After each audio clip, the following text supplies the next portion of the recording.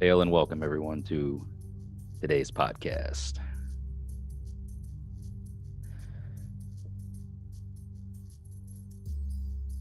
Let's get into the mood a little bit with some Danheim. This song is called Ginung.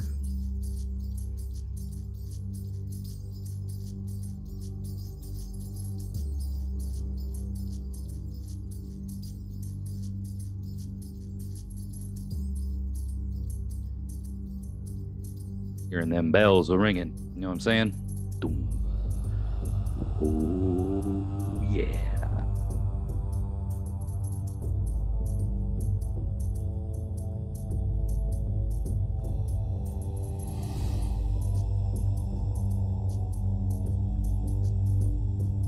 Got a fun episode hopefully lined up for you all today. Let's get into it. Come on. Let's feel it.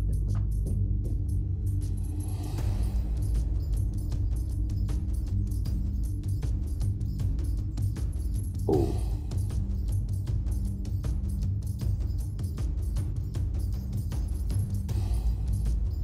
Yeah.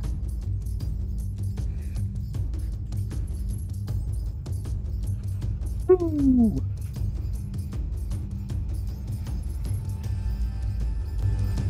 Yes.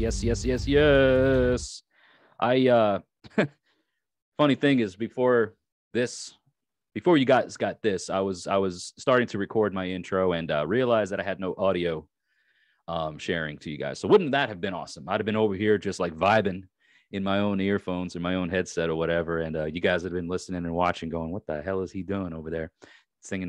Dancing to songs in his head or something. But anyway, that was Donheim. The songs was Ginung, as I mentioned before, and this is the Random Heathen Ramblings podcast, which is a Midgard Musings production. And my name is Jesse, and I'm your host. So thank you for tuning in. Thank you for watching. Thank you for listening today. Hope you all have had a great week since the last episode. It's been an interesting one for me, to say the least. We're going to talk a bit about it, ramble on a bit about it. You know, got a guest coming up here just in a short minute or two. So before we get into that, let's get our intro going. So here we go.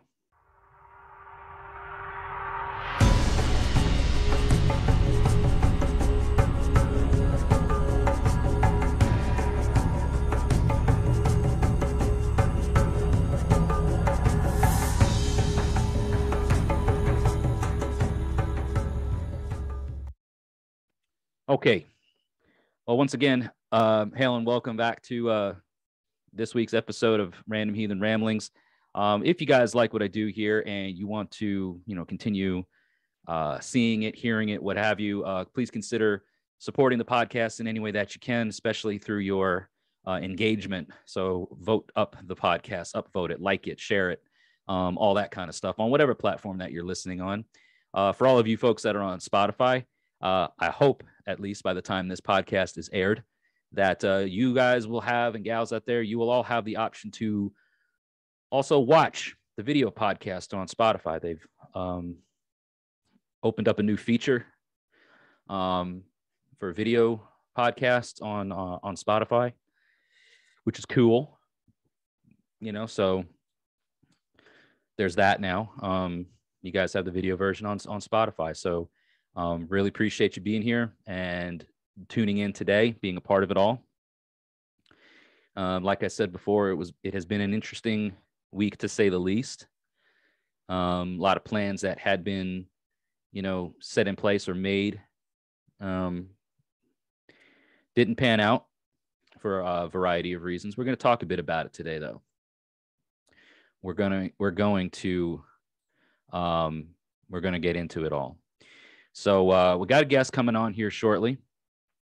It's going to be my good friend and dear brother, Richard McCune. He's been on the podcast before, actually. And he is not heathen, which I've mentioned a number of times. He's also been on the YouTube channel. But he is one of those folks who are, the most heathen, non-heathen that I know. Just his outlook on life, his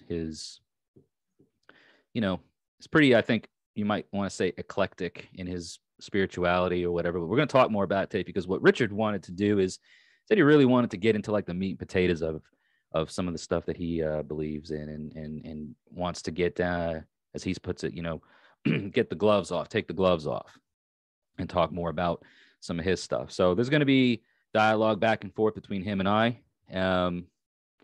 Guys, of course, if you guys are interested and you want to share your thoughts or opinions about this podcast episode or any other podcast episode for that matter, you can always call into the Midgard Musings hotline. That number is 615-671-9832. Leave a voicemail. We'll feature it here on the podcast. We'll listen to what you have to say. If that's not a thing, you don't want your voice heard for whatever reason, you can always write into the podcast. MidgardMusingsTN@gmail.com is the email address here.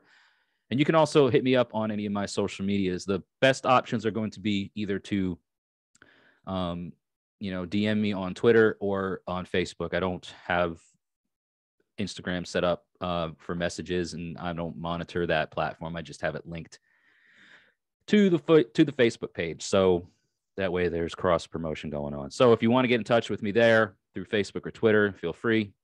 Again, email is another option. And just feel free to, engage with the podcast, ask any questions that you might have, bring up any topics that you'd like to hear us talk about. Got a lot of really cool guests lined up for you here through the rest of this month and into November. So really looking forward to having more special guests on here. So without further ado, let's go ahead and welcome in Richard today and see what he has to talk about his beliefs. He's Enochian. I don't know if Enochian is the right. I mean, Enochian keys, Enochian magic. He subscribes to a lot of the philosophies and some of the spiritualities. But we're going to talk more about that when he comes on here. So let's go ahead and welcome in Richard. All right, folks. Like I said, here's Richard McCune. Gave you guys a brief intro about who this guy is, who this brother of mine is, and so yeah, Richard, why don't you just introduce yourself again for everybody real quick?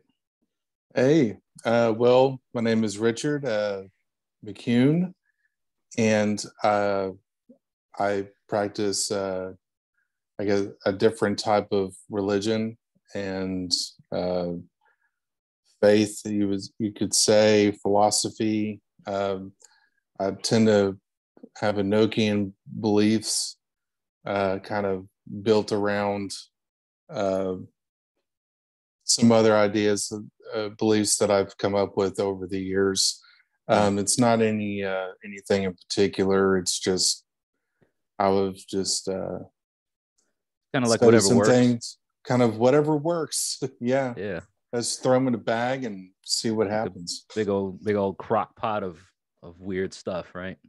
Yeah, and even some. I'm starting to get back into some, I guess, Enochian magic. Getting in more into the woo stuff. Yeah.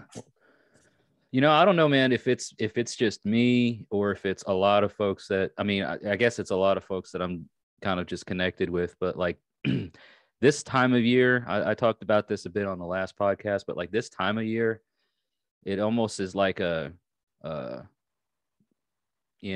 all of us that are into a bit of like the alternative spiritualities, whether it's paganism or any other sort of occult, eclectic, spiritualities. It's like this time of year is like everything's dialed in really, really like, what I'm saying? Like, oh, so now to get into like the woo-woo stuff or this, the more if you're in the woo-woo stuff, this is the time of year. Right. Yeah. Do you think that has anything? We're talking right now and it's, a couple of weeks before, it's literally, I think, what's today, the 11th, at the time of this recording. So by the time this airs, it'll be Thursday. So for the folks that are watching and listening, it's the 14th. Am I doing my math right? And something like that. Yeah, something like that. So like for me and my folks, Winter Nights is right around the corner, and then you've got Samhain, which is right around the corner after that. And it's just do you have anything that is equivalent to that, or are you just kind of like in tune with a little bit of everything in your because I just I feel like yeah. we're having this conversation now about exploring our spirituality and regardless of what it is, whether it's paganism or anything else, and it's just I think it's the timing of it all is pretty important. Just kind of in general for me, anytime there's a full moon, there's a lot of energy there, and that's usually when I'm pretty well connected. What I mean by that is connected to my deity that I believe in. And also a big month for me is August is when he's got the most power. So to me, Halloween is just another day for me. Right. If there's a full moon going on, whenever there's a full moon going on this month, that is usually when I'll put some of my energy out to the universe and things I might want to say, or if I want to commune with my deity a little bit, not necessarily try to summon or anything like that. Nothing too crazy. Not trying to sacrifice goats here. But not this week, maybe next week. Nah, not this week. The price of goats is so high these days. Ghost is putting out a new album, so there might be some sacrificing going on. I mean, there's almost definitely going to be something happening. I mean, when we're talking about Ghost over here, the Hunter's Moon. Da, da, da, da. Yeah. Yep. I love that. They have this ongoing it's almost like every album is a concept album, but there's like this ongoing saga, with each album, and there's a new, you got the what is it, Papa? What is he now? Is he four? Is it the 4 or 5th? Yeah, I've been losing track because you had Cardinal and you had just yeah, it's what's wild, man, and but they really put a lot into it. You can tell like there's a very ritual theater aspect, I think, to it all. He was talking about the new song, and so he kind of touched a topic I was not really too familiar with. I don't really know a whole lot about it, but he made reference to he was looking for ideas for writing a song, and he came across Harvest Moon. And as he was doing research on Harvest Moon, he came across Hunter's Moon, which takes place during, around Halloween time. So we have Harvest Moon, which takes place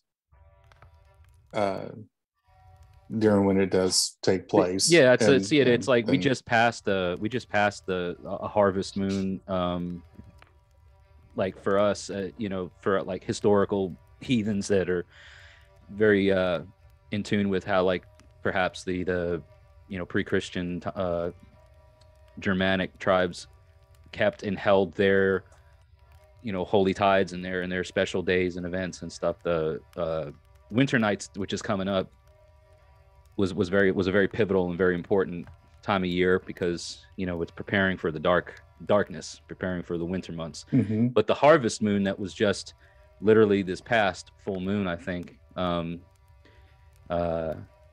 also at least for us here in like North America, I always think that that's important too. It's cool to get into like the historical side, but you got to be regionally in tune with that whole thing. If you're in a part of the world that doesn't really jive that well, like it's kind of like the whole purpose is lost, like you're just doing it because, well, that's what the ancient heathens did. Well, why are you doing what you're doing now? How are you observing your heathenry now or whatever? How are you doing your practice now? Which I think is interesting because like you mentioned before, and so like I wanted to call to attention, right, that fact that we've talked a little bit about your beliefs. We did a video a year or two ago, I think it was, where we I kind of like asked you a few questions. So And then you were back here on the podcast almost a year ago. It was I think the end of last year, beginning of this year, somewhere. Yeah, it was for the anniversary thing. Yep, and you were on the live stream. I mean, your face and your voice have been heard on this platform a number of times.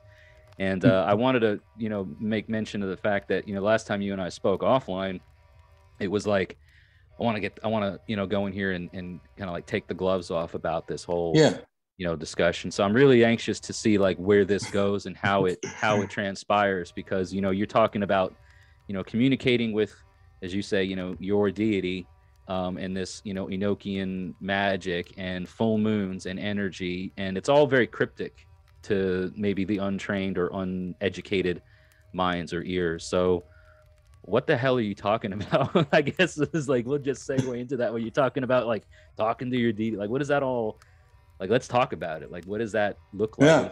Like, how is that? What and who are you talking about when you say your deity? Yeah. So the deity that I follow is Astaroth. And for a lot of you who don't know that, a simple Google search will give you your answer. Is the Google results going to be something that's accurate? Because there's a lot of misinformation out there. So if anybody just looks at the Wikipedia article or whatever about the Wikipedia, the Wikipedia page about him is pretty accurate for the most part. Doesn't give you all the information. There's a lot more you can look up, and you have to do some digging after that, and you have to really decide on whether you want to take it at face value or not, because that's really up to you at that point. So, for anyone that's just like listening and whatnot right now, and it's like, okay, well, I don't want to Google it right now. I'm looking at like, it's mythology.net, and Astaroth it says fast facts. He's classified as a demon. Gives him some other aliases, Ashtaroth versus Astaroth, Great Duke of Hell, thought to have originally been part of King Solomon's household. I don't know, that's pretty interesting. Knowledge of the past, present, futures, knowledge of sciences, knowledge of the creation story, and can grant power over serpents. And he's a ruler of 40 legions of souls and spirits. Yeah. So is that like a crash course into who Astaroth is? Yeah, that's pretty much where you're going to find that phrase in, Aleister Crowley books, or different translations of that, throughout. So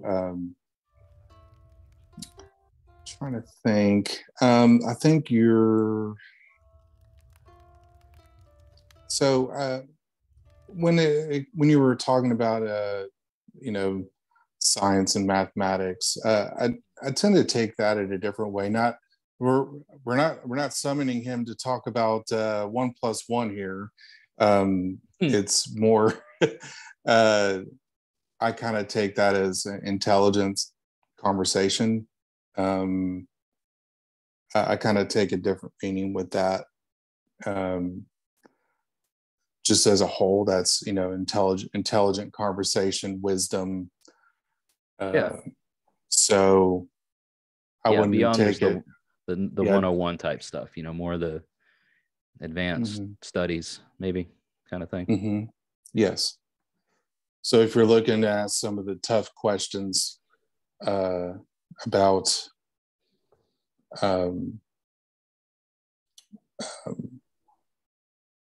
looking to pose some of the tough questions about him, or about looking to seek answers about the universe, energy, other deities, maybe. that's who you want to summon. Or he's also easiest to summon. He doesn't really require a sacrifice per se.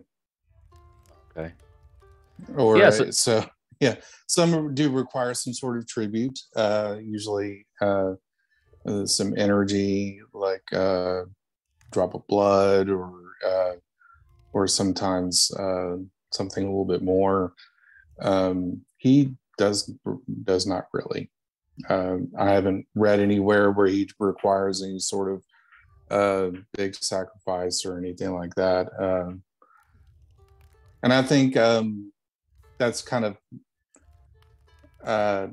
getting a little out there for me. I think you can speak to any type of energy without any sort of sacrifice or anything like that. I think if you put energy out there, the universe will respond in kind. Yeah, so that's something I don't really believe in. I don't really believe in making sacrifices and things like that. No, it's interesting. I'm like just reading this site, and again, it's just like one of the first things that I pulled up that wasn't like a Wikipedia article or a fandom page or something about a figure in some sort of pop culture, I don't know, game or anime or something. It says that if you are able to summon Astaroth, you'll find that the demon is quite forthcoming with information and always answers truthfully, and that he's especially fond of telling people the creation story and the tale regarding the fall of the angels and the old world. Right. What is that? What are we talking about with that? What is that whole thing touching on? I know we've talked about, like you and I've talked about separately, the Book of Enoch, and where these stories go more in depth, but maybe if you just can like summarize it a bit for people not knowing. So to some who may not follow the Book of Enoch, or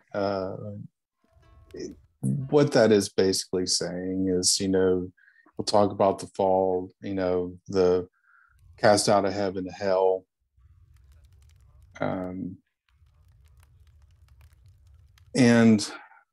But because of my beliefs, because I believe I take the teachings of the Book of Enoch, to me, that it represents the fall to earth, and there's a big difference there. I don't really believe in the concept of hell. Which concept? Like the Christian concept of like of a place of eternal damnation, torment, and that whole sort of thing. Gotcha. Yeah. Yeah, because I mean, what I remember from the Book of Enoch, I mean, so a lot of that stuff is going to be very focused on figures that you would hear about and come across in Christianity: angels, demons, God as a singular or secular being, as it were, and this battle or this kind of rift that takes place amongst the ether or the in the realms of the sacred, whether it's God and the angels and the demons, and there's this like battle that it kind of takes place. Am I right? Like, am I remembering it correctly? And there's this like an uprising almost or a mutiny kind of to overthrow this God or this supreme God. And then why is that? Like, what's going on? So that part is not I don't think you're going to really find that in any sort of books. However, if you do commune with Astaroth, he'll definitely allude you to that. So you're not going to find that in any sort of book. So it really makes it hard to put forth some evidence to back up that claim. Yeah, I mean, when we say evidence, I mean, this is all lore that we're talking about. I mean, you're not going to find this on the internet. You're not going to find this on Google. This is going to be a personal experience for you. Yes. And um, so yeah, that's basically. What what I what can't kind think of of anything like else. what brought you into this whole path? Because I mean, from anyone maybe that doesn't have any understanding or background about the occult, um, or any other sort of like whether you call left hand path or Satanism, Hmm. a lot of what we're talking about, mentioning of names and stuff like these figures are also present in those sorts of beliefs too, right? I mean, it's Yeah, you yeah. know, so But as we what? all know, demon is also another meaning for angel. Yeah, So it yeah, really depends on how you use those words. right, yeah, and I think the negative connotations of them being one in the like angels versus demons, it's that angels are on God's side and demons are on the devil's side. And that's a big, I think, that comes from Christianity and the battle against good versus evil, God versus Satan. They're all the um same thing. They just vary in different cultures. True. I guess people don't want to hear the truth. Yeah, no, yeah, it's like it does. There's always whether in heathenry it's chaos versus order. It's the Hmm. Jotun against the gods, which the Jotun are a race of the gods. It's just that their focus, their intent is to destroy and to be chaotic and to dismantle the order that is set by the gods, the natural order of things. So there's this constant struggle between them that and that's the mythology aspect, but we see it in nature, you know what I mean, that there's always struggles between um Yeah, maintaining order, and then there's those destructive forces that come in and tear things apart, and then there's the rebuilding of it all, there's the rebirth, this whole cyclic aspect of life and reality. So whatever name you want to put to it, is it angels and demons, is it God and Satan, is it the gods and the giants, is it, what is it? yeah, It's yeah. And it's all of it, I think. in the It, in the book of Enoch, they make reference to the Watchers, and the Watchers were these fallen angels that came down to Earth and watch over the humans. hmm, And um, there's not any mention of that in the Bible. yeah. Uh, yeah. Now I remember coming from or like first being exposed to the Book of Enoch when you and I first started talking about this kind of thing, because for the years that you and I have known each other, we've really only started getting into this type of conversations relatively recently, like within the last couple of years, I would say. And like when I first was exposed to the Book of Enoch, it was an audio book type of thing on a YouTube video. And we sat there just Mm-hmm. talking and listening or whatever, and I was like, this is blowing my freaking mind, because me coming from the background of Christianity and reading through those Old Testament books where Enoch is basically just you know he's almost an afterthought. Like he's mentioned Mm-hmm. in Genesis and throughout the Old Testament and throughout the Bible, but it's more or less just like, yeah, Enoch was Enoch, and there's very little gone in depth about him.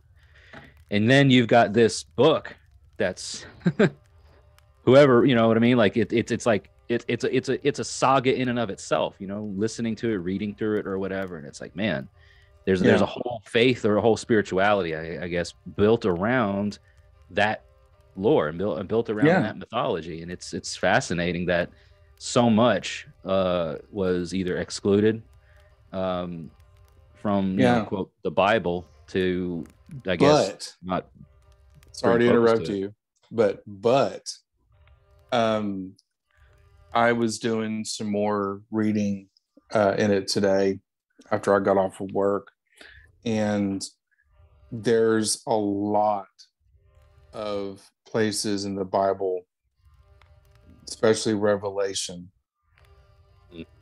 which is the one everyone wants to preach about.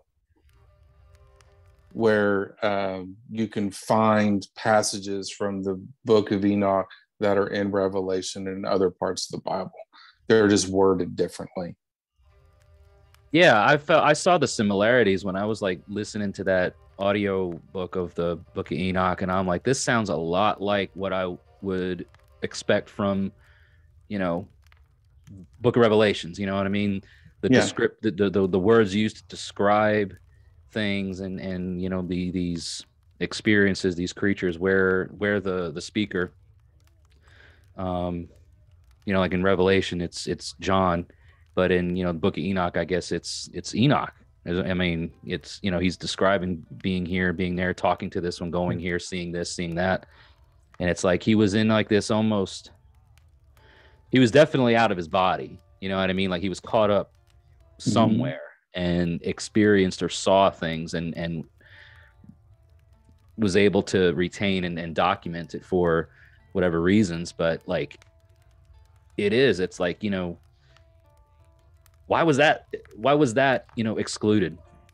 You know, like what could you possibly stand to gain from excluding something like that? And I think it's the trying to gatekeep the reality or the truth of this whole thing, because again, the Bible is pitched in the very, you know, God wins. Right. Yeah. All the time. Right. And Satan is obviously the enemy, and Lucifer, as a, you know, as an angel, you know, was a fallen angel and therefore an enemy.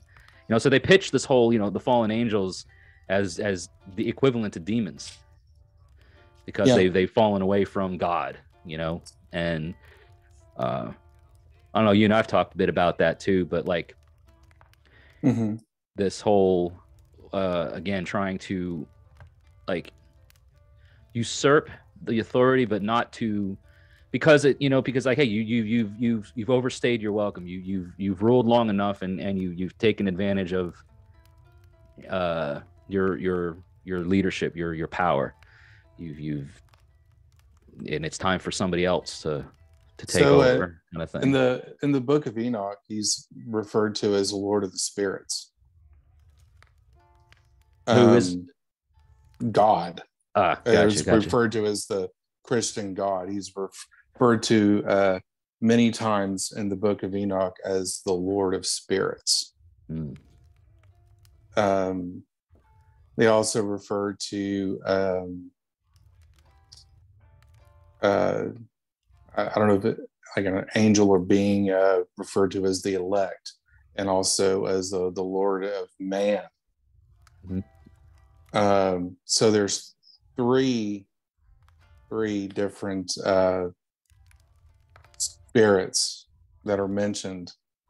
I think they may be referring to the Holy Trinity or something. Maybe I don't know. But it could just be worded in a different way.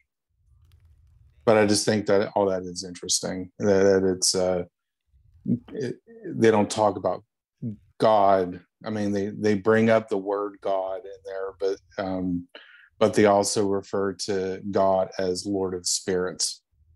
Sure. So he's got several different references that he's mentioned, but he's mentioned many times as the Lord of Spirits. I thought that was interesting. It is. And you're like your whole take on your spirituality. You know, you mentioned that, you know, your work, you know, during full moons or during times when, you know, you mentioned the month of August, and that there's hold some significance with Astaroth. Like, what is that all based on, and how has that become something that you've, like, I guess, incorporated into your spirituality and stuff? So, like, where do you that is something, another little piece of information that I guess people could look up as well. There are gods that hold power in certain months. So if you were to take all the 12 months, there's a deity that is most powerful during that month. Hmm. And uh, in my case, since I worship Astaroth, he would fall under August. Gotcha. Mhm. Are they jealous gods? You know what I mean? Like, and I know that's like maybe a weird term to put it, but like, let's say for just whatever reason, like maybe you're feeling a little froggy and you want to jump around to explore some of the other beings, right? Some of the other demons or some of the other, sacred figures in your beliefs. Is it like not okay for you to do that, or is it just like, whatever, like they don't care it so much as they don't feel like you're cheating on one the other? You know what I'm saying? Like, would Astaroth be pissed if you went off to, like, Lucifer, or I'm just tossing a name out there, just anything like that? Is it No. are they just cool with each other? Like, oh, you're talking to Richard now? Okay, whatever. I'll see him later. It's kind of like a bunch of people who like talk shit. So it's basically how it is, like, oh, you're gonna talk to Belial, huh? He's kind of a short, stinky motherfucker, or something like that. That's how that goes. They all kind of operate within the same entity as Lucifer, but they all separate energies, but they all So like operate with aspects of okay. Lucifer. Aspects of the same, just different parts of one. Okay. So different maybe personalities or just aspects of that. So is that the same as like Is Astaroth just another personification of or aspect of Lucifer, or is it like something entirely different in this view? It's another aspect, I guess you could say. It's all part of the I'm trying to think of other ways to explain it without getting too deep. It's another. We pulled the gloves off, and we put our big boy britches on. So let's get it. Yeah. Let's get it. Yeah. Right. So he, in layman's terms, I guess, would be They all operate on the same umbrella as Lucifer. There's, I guess you could say, different personalities. Okay. So what are different aspects of the same of the one energy? So you're not necessarily talking to a different being. You're just talking to a different two sides of the same coin, or four sides of the same box, or And this is how I see it. Gotcha. They're in other books. They are separate, but that's not how I see it. Yeah, no, and it reminds me a little bit, something that I can relate to. It reminds me of what, hard polytheists and soft polytheists, where, a hard polytheist is each god and goddess are separate entities. They are individuals in and of themselves. They all have their own individual thing about them. And then you got the soft polytheists, which view the gods as a allegorical, or they're representations of all the same thing. They're just different aspects of it. So similar. I mean, and that may be a poor description. No, it's not. I wouldn't say that's a poor way of explaining it. That's what you were saying. That's kind of reminds me of something like that, where you kind of have one thing, and then you're gonna have some people that view it maybe somewhere along your lines, where it's different sides of the same coin, but ultimately under one umbrella. And then you've got others that, well, nope, Astaroth is Astaroth, and I don't know. Yeah, there's going to probably be some people that be like, no, they're all separate, and that's fine. They, people can have their opinions on that. It's okay. Right. Whatever I'm not here to fight you. Yeah, that's the UPG, I think. What we call UPG, and he is unverified personal gnosis. It's which I think is a lot of what you're going to have in the occult and stuff, because it is so based off of just myth and lore, and whereas how far back do beliefs like this really go, and where can you trace its roots back to truly, where at what is there a timeline that you can say like, hey, you know, at a certain point in history, this is how people in ancient Babylon or wherever the hell that, you know, you want to say, just this is how they did it and how they worship gods. Because you read about names like, I think Ashtaroth is even mentioned in the Bible, in the Old Testament Bible, as being one of the gods of, um, you know, the Babylonians. I think maybe. And I'm a bit Think rusty on so. some of my, you know, Old Testament lore and knowledge, but I want to say that Yeah, I think he might be mentioned in some other in some of his other names. yeah, Uh, so I think in other names he's mentioned other yeah. places I know too. Lucifer is definitely mentioned, but Lucifer is referred to as, you know, the shining one, and the one who fell from. He was like, The there Lightbringer. there was, yeah, there was, you know, there was God, and then there was Lucifer, and it was like he was right there, almost like at the archangel, almost kind of a thing. Which Mm-hmm. that's another interesting dynamic, you know, the hierarchical structure. So you talk about, um, you know, venerating a god, a deity, a demon, whatever the name is that you want to put to it. Um, there's different ranks, right? Different positions that these figures hold.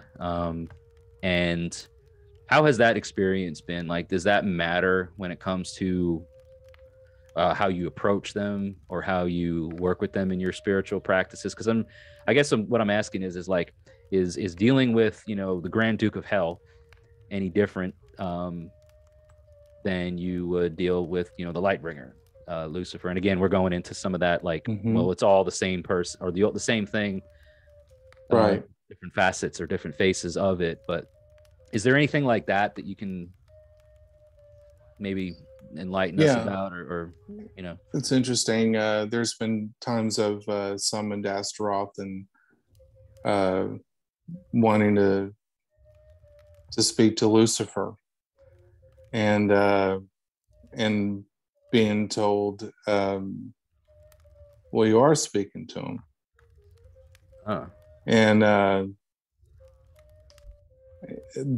that's where I started to to think a little differently when it comes to approaching these gods. You know, Yeah. we were talking about, like, you know, you were talking about the soft polytheistic. Mhm. Um, you know, I don't think I call that as a label. It's just my experience. Um, so yeah, there's that, Gotcha. and then um, I'm trying to answer your question. Almost got lost. Yeah, no, um, I meant like, you know, you know, is how you sorry. approach these deities any different based on their? Because I mean, I could, you know, just if somebody were to go out and just start looking up the names or googling the names of these demons and stuff, and oh well, he's, you know, he commands 40 legions. Well, this other guy over here, you know, he commands 80 legions. He sounds like a pretty, you know, a much more important guy or much more important figure. It's like, you know, do you have any restrictions, or Mm-hmm. are there ways? It's almost like, you know, the way that I look at it is like, well, when we come to the gods in our beliefs, like in heathenry, like there's a way to go about it that we know we're going to reach them, and it's, you know, in a very uh, ordered and ritual sense. You know, it's not like you just Mm-hmm. wake up one day and start talking to the gods like you would talk to your friend. It's, you approach them in a certain way out of respect, because they are Yeah. sacred. They are sacred beings, and so you approach them and you do certain things to set the tone and set um the precedence of trying to engage with them. And is there anything that maybe mirrors that sort of approach with your gods or your belief? So um, I can only answer this just based on my experiences. Of course, yeah. Um, I, I'm very bad at meditation. I'm terrible at it. I have a hard time focusing. Um, and I for can relate. yeah, and for a long time, I with my friend who exposed me to this type of faith, this type of belief system. Was she could commune or summon them through her, so to speak, as a conduit. Gotcha. Like a medium or a Yeah. yeah, gotcha. And so that was my experience when it came to communicating with them, is they would come through her. And that took a lot of energy out of someone. Eventually got to the point where she could no longer do that, and I had to find my own way. Just she couldn't do it for you anymore, right? It got to a certain point where she couldn't no longer do that. It was becoming a little too taxing. And so I have to respect that, as a friend. And so that set me on a different path since then. Right. And basically one of the last messages I got with them was, don't communicate with us until you're ready. Yeah. Pretty much just like, don't talk to me until you get your shit together. Yeah. And so, and they said, to me, you'll know when you're ready, and so I for about 10 years or so, I kind of put a lot of it to the side. And I kind of discovered the Book of Enoch on my own. So before the book, the Book of Enoch came to play in my life and everything, I was really wanting to do the whole woo-woo stuff. And a lot of bad things happened to me during that time. It wasn't all good. I was going through some bad times in my life. I was trying to overcome a lot of things. Some of it, some of my experiences were good. Some of my experiences were bad.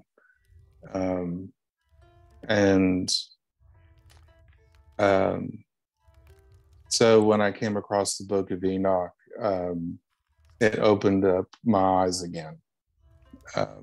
After putting a lot of the stuff away for a while, on the back burner, so to speak. It's not that I quit believing in it.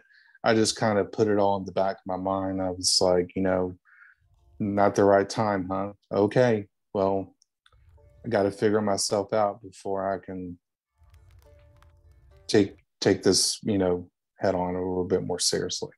Yeah. So, no, I can relate. Like so much of what I feel we see in newcomers to this particular path to heathenry is their immediate desire to connect with the sacred and to connect with the gods, and what do I do for the gods, and what do the gods do for me, and this and that. And there's a loss, or they seem to overlook the importance of, first of all, yourself and the people around you.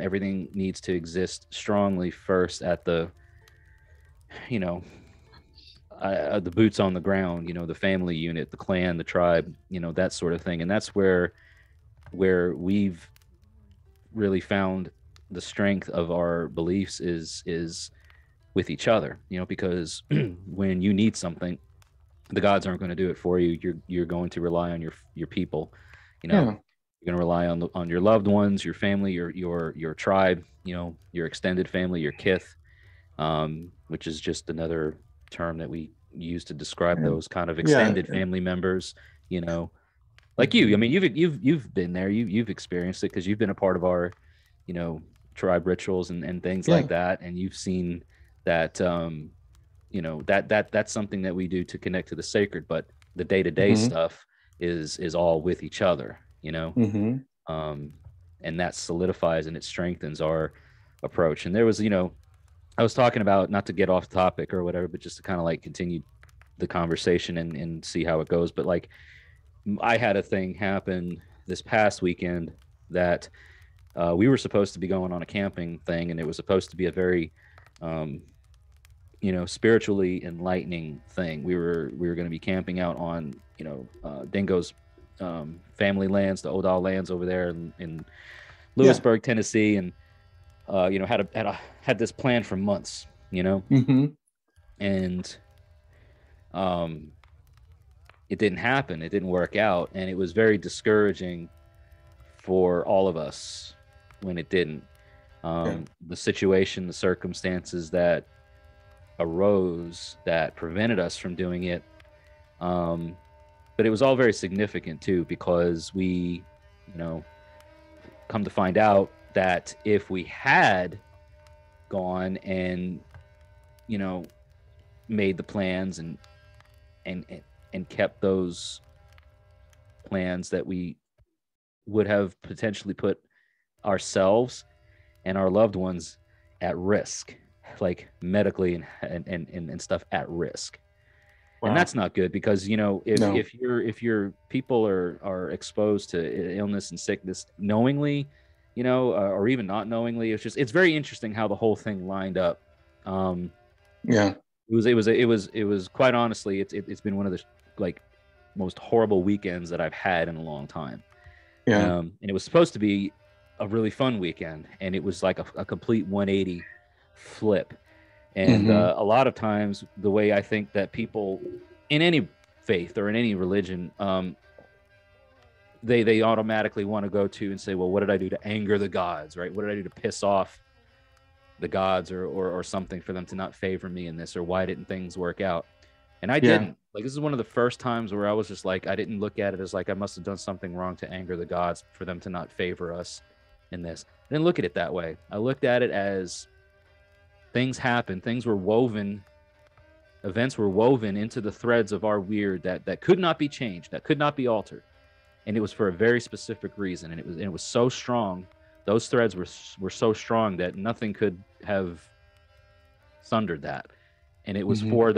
for the preservation and for the safety and for the health of our tribe, which is significant, knowing what our beliefs are and how we view the world. And it's like, yeah, had the tribe been put at risk, and it would have just been a domino effect of bad juju. You know what I mean? Yeah. And you talking Um, earlier about energy and putting energy out, mhm. and stuff. I would like to hear, what your process is about that. If you want to kind of open up the veil a little Uh, bit, get us behind the scenes, open the curtain a little bit, and tell us a little bit yeah. about what that means, because I'm sharing with you what that means for us, and what does that Mhm. mean for you. So you wanted the gloves to come off, right? This is where they Bare do. knuckles, baby. Yeah, let's Um, we as humans are stupid. We're so God strong, right? Hey, quote that. We as humans are stupid. That's Um, that's the truth. right. Um, too many faiths have, you see it all the time, you know, uh, especially Christianity. And I'm not trying to knock anyone who's Christian, Yeah. but there's a lot of times that everyone is all about God this, God that. God did this to me. Jesus did this to me. Or or take it to other faiths. Loki did this to me, or Odin did this to me. Thor did this to me. Why, Thor? Or someone like me who's just like Astaroth or a Lucifer, or um, we all want to pray to our God. We're like, we got to be so much into prayer. It's got to be so God driven. Um, we go, especially when we're into just discovering a new faith, especially if you were to get into Enochian magic and you just want to be God strong and wanting about commune with them, because that is power. we as humans are stupid because we want to go after power too much. And this is just my opinion. I'm not, I'm just speaking from myself here. So the better we can recognize that and have a comeback to earth, so to speak. That is where people make their most mistakes, is being a little too God strong or being too power hungry. Yeah. If I summon this, summon that, want to do spells and want to do this and that, instead of focusing on you. If you can't get yourself right, you can't get it. You can't get the powerful stuff right.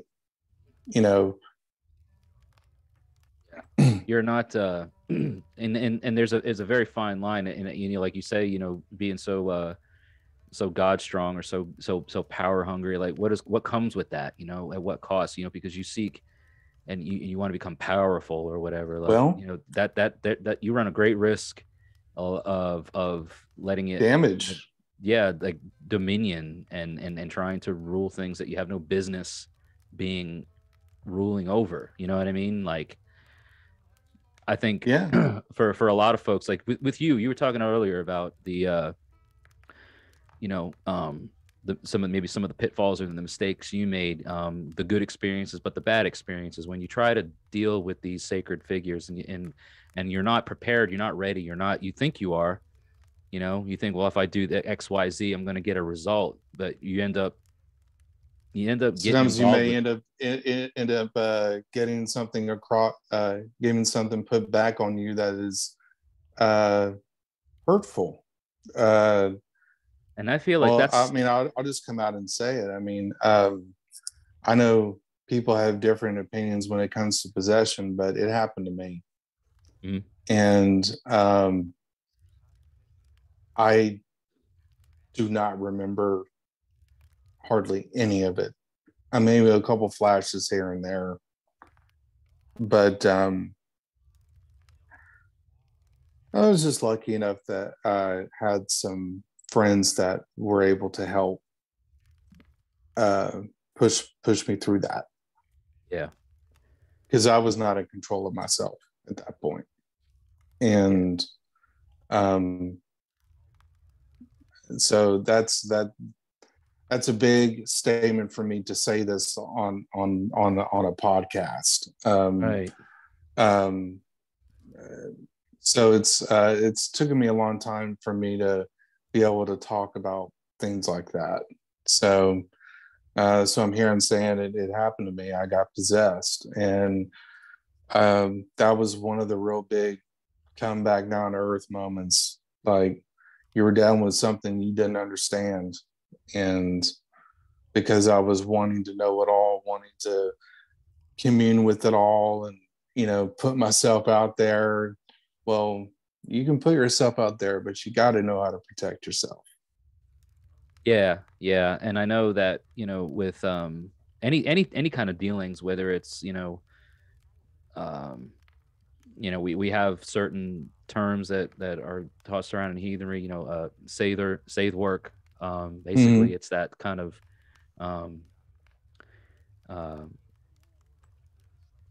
connecting with realms that you can't see, connecting with beings and with places that are unseen to us with our mortal eyes. And if you force it, if you try to go about it all willy-nilly, you run the risk of doing more harm than good, and not even getting out of it what you potentially could, because you've gone about it the wrong way. I'm going to have another podcast coming up in a few weeks talking about the differences between intent and purpose. Mm-hmm. And on the surface, those two things are seemingly the same, right? But I want to go into and talk about like that, because what you intend to do is one thing, the purpose behind it is another, and there's glaring differences between those two things, with a lot of the spiritual type stuff, the woo woo stuff as you're talking about, so when you try to commune with a deity, or when you try to connect with a realm that is not part of, in the profane space, and trying to reach those places, Yeah. there's a lot to take into factor and to take into consideration. And it's taxing, it's draining. I know what your friend's talking about with, being that conduit, being that medium. It takes a lot. I mean, I know just from my limited experience trying to connect and trying to get certain places in my recent time, I've had to travel outside of my body and do things that I don't normally do. And it was like so taxing and so draining for myself. So, I can't imagine. It wasn't even for myself. It was a combination of for another dear brother of mine, of ours, him too. Well, for the sake of anonymity, we'll just say Corvus. And it involved the two of us and our families. And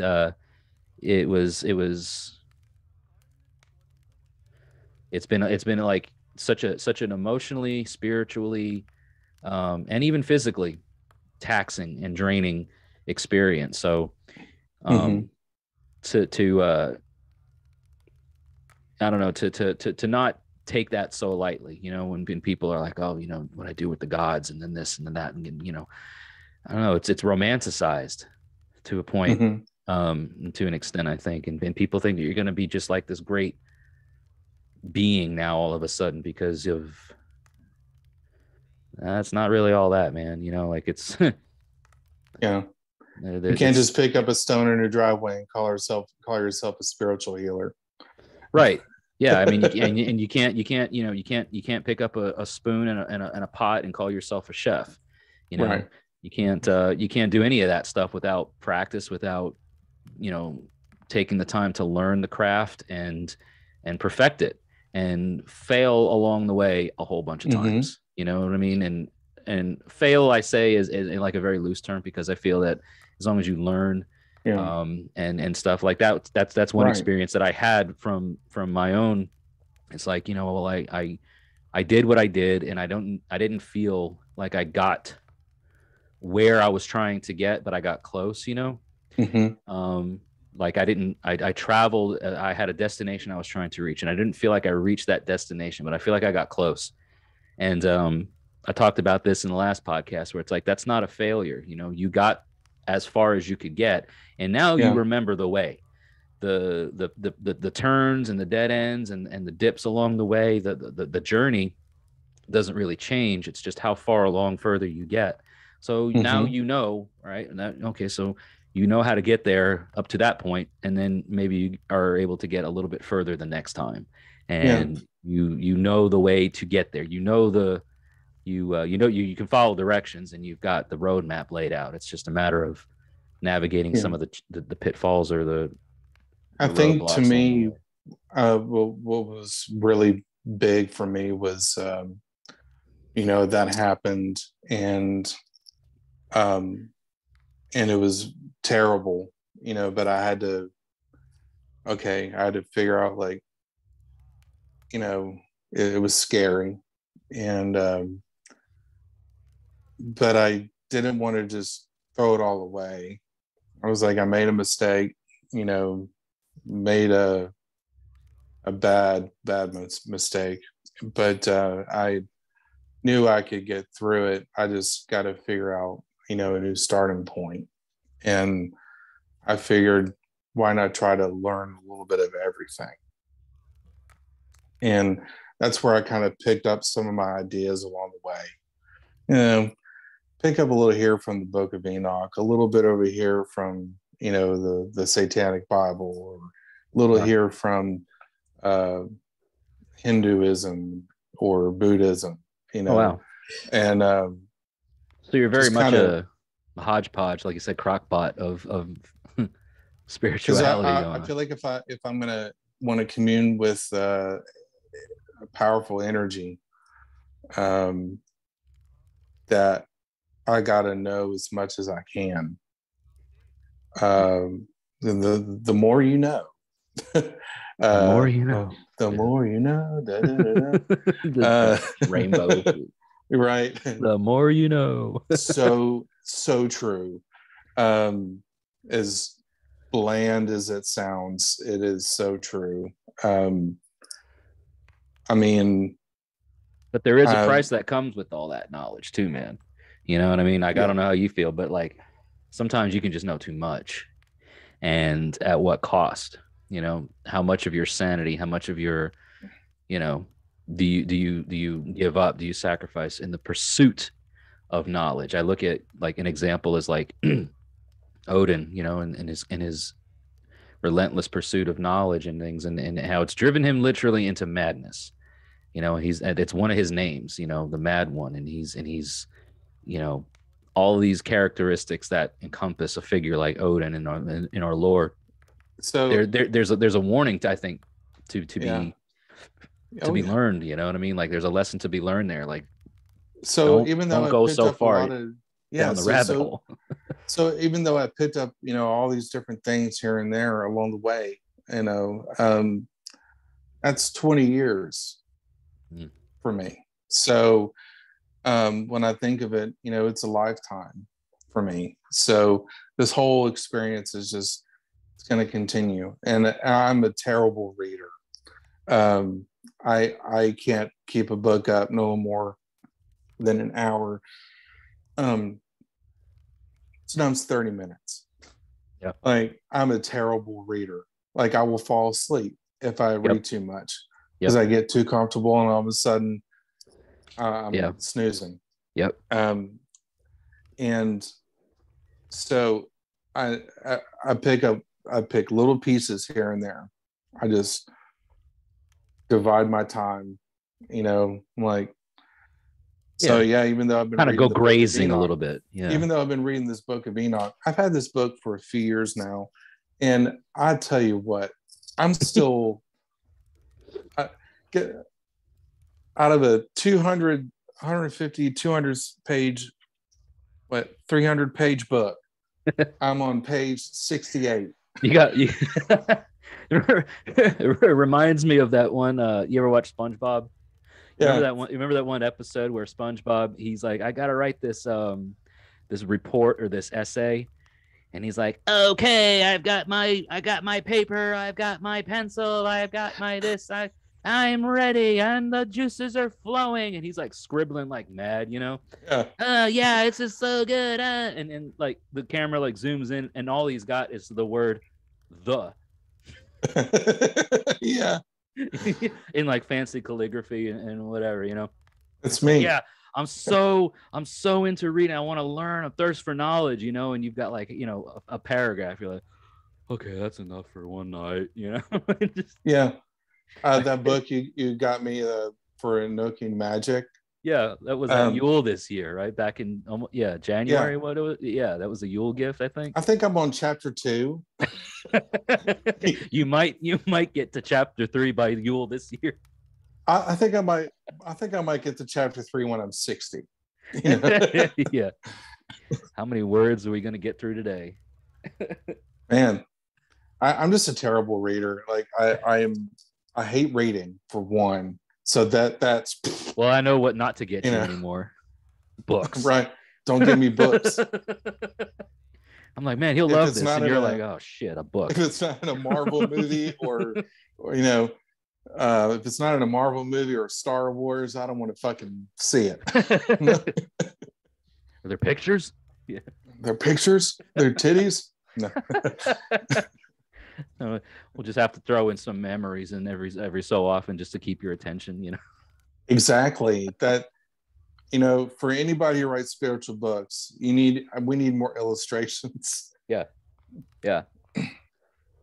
We're simple-minded people here, guys. You know, we need like flashy things, you know, pictures and you know, that sort of stuff, you know. Yeah. Keep our attention. Yeah. Maybe that's why the Germanic people didn't write down all this stuff. That's why we're having so hard a time Because they're going to be like, do you want to read like, this? nobody's Like, going to read this. No, I don't want to read this. Are you kidding me? You realize how many years it took for us to come up with this? Nobody's going to want to read that. You know, right. Hell is reading boring. Anyway. What are words? Drink beer. Skull. Oh man, we figured it out. We figured out why we don't have the books. Why it took the monks and everything, because they were celibate. They're like, tell us what it. They're like, well, meaning. We don't have. They're like, tell us the meaning of spiritual connection. I'm like, just put your fucking energy out there. Just fast something. Sit down, be quiet, and listen. Kind of thing.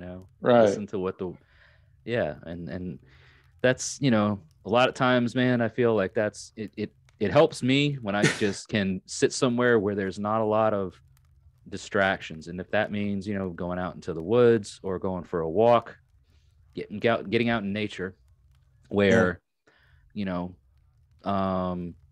technology isn't saturated. You know what I mean? It's we are so saturated with technology nowadays, and I mean that's just the way it is. So I feel like getting back to our roots and getting back to the way it was even not all that long ago, because if you think about it, in my lifespan, right, in the last 30 years, where technology was when I was born and when I was a kid to where it is now, it's mind-blowing to see just how connected we are to the world around us.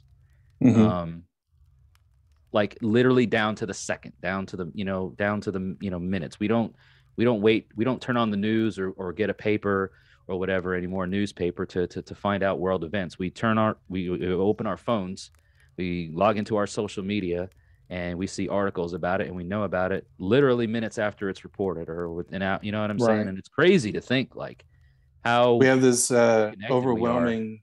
We have these overwhelming wealth of information coming at us. Whether you want to call it true or not, but right. But regardless, we have devices that allow us access to so much information, but yet we lose track of the important things like going for a walk, reflect on yourself, and checking in with our people, man, and just being there for each other, like really being there for each other, Yeah, it's important. And I think with any with any spirituality, man, it doesn't matter. I love the fact that interfaith connections, and I feel like that you and I are like I think a good example of it, because even though our beliefs are quite different, we can still find similarities and connections and correlations to things, and I feel like that's a possibility in any spirituality, any religion, really. That interfaith, those interfaith connections to display and show the world that you don't have to think the same way that I think, and or the way that he thinks or she thinks, and you can actually learn from each other, and coexist peacefully, amicably, and actually beneficially. Do things for one another that are beneficial towards one another and help each other.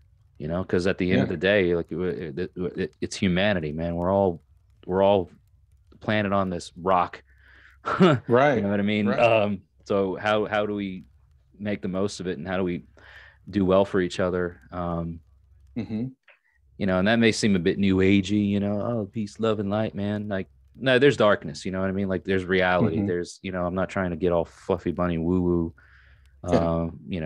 all feel up in the feel goods, whatever. But that's really just, with the people that you connect with, shouldn't matter what their religious or spiritual beliefs are or aren't.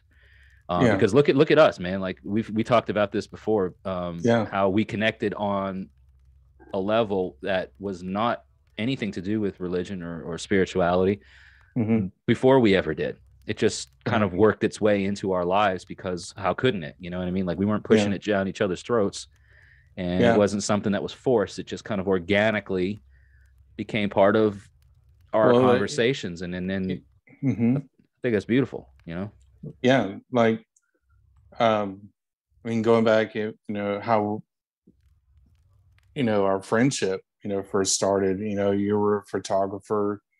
You were doing the photography thing and doing all the Metal Alliance stuff, and Right. um, the Metalhead Alliance, and then and I was in a band, uh, and you did photography for a few of our shows, and that's how I met you and Vanessa, and then it just evolved from there. And I think a couple of years went by or something, and then I was like, "You live in Murfreesboro? Well, I live in Murfreesboro. Yeah. Well, let's hang out. Okay. Yeah.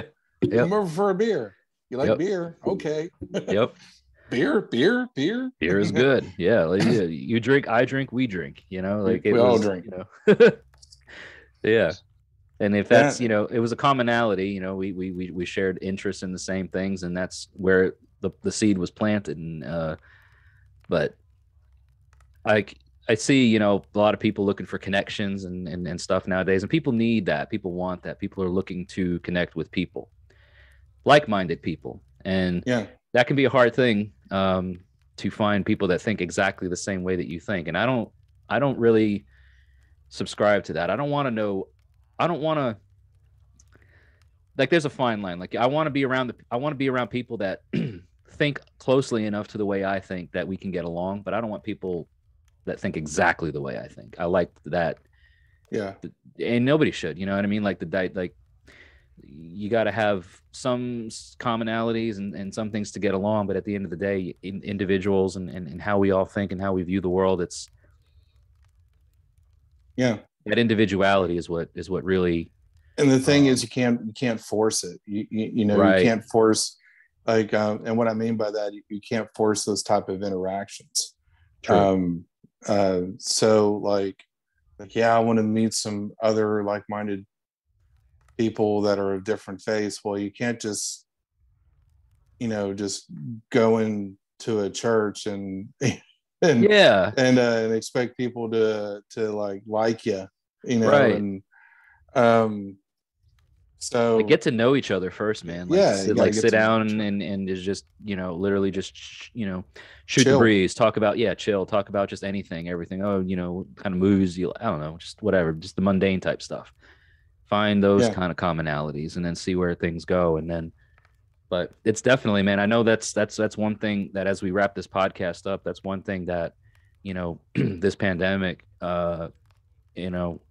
has really, I think, brought to light is our inherent nature to want to be with people, because we were separated, we were quarantined, we were isolated, and thrown into that isolation pretty violently, if you think about it, within a short period of time, and you took advantage, or one might say, we took advantage of just the normal stuff, the normal social interactions that nowadays aren't quite so normal.